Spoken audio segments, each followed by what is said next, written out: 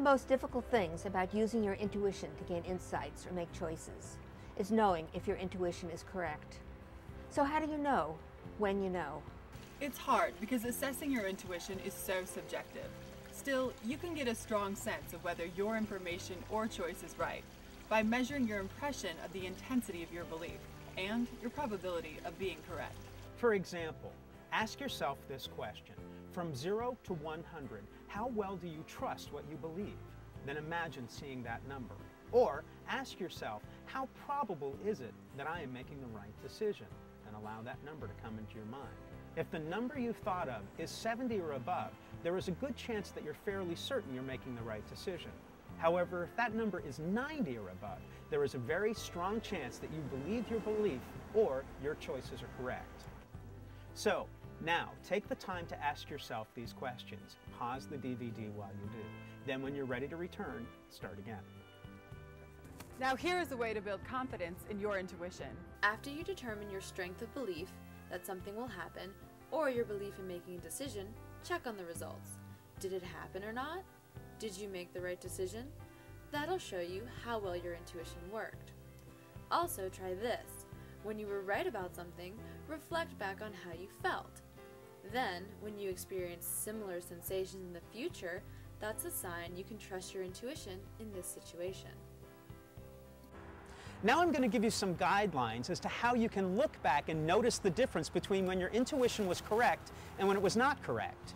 You can use this exercise to assess how well your intuition will work in the future. Close your eyes if you would like to go deeper with this exercise as I talk, or you can use these guidelines later and take your own time with the exercise. Remember a time when you had a strong feeling, a premonition, or a belief that turned out to be true. Now, remember how you felt just before that experience. Feel that feeling now. How does it feel? How intense is that feeling? On a scale from 0 to 100, where would you put that intensity? Now, where is that feeling located in your body? And imagine any words or images that are associated with that feeling. Now remember back in time when you had a feeling, a strong premonition or belief about something that turned out not to be true. Imagine how that felt. Finally, reflect back on the differences between when your intuition was correct and it was not correct, the intensity of the feelings, the location of the feeling, or the words or images that are associated with that feeling. Now imagine using those differences as cues to allow you to access your future intuition as to whether you need to pay attention to those feelings or beliefs. Another way to improve your intuitive success rate is to practice using your intuition every day. When you do, notice the difference you feel when you are correct and when you are not. Here are some examples of ways you might test your intuition to see if you're correct, at least close, or not. The number of calls on your voicemail or answering machine, the number of emails you will receive, or whether a certain person will call or not. The possibilities are endless, and you can test yourself with anything. However, when you first start out, it's best to work with less important situations so you feel less stress and less pressure to be right.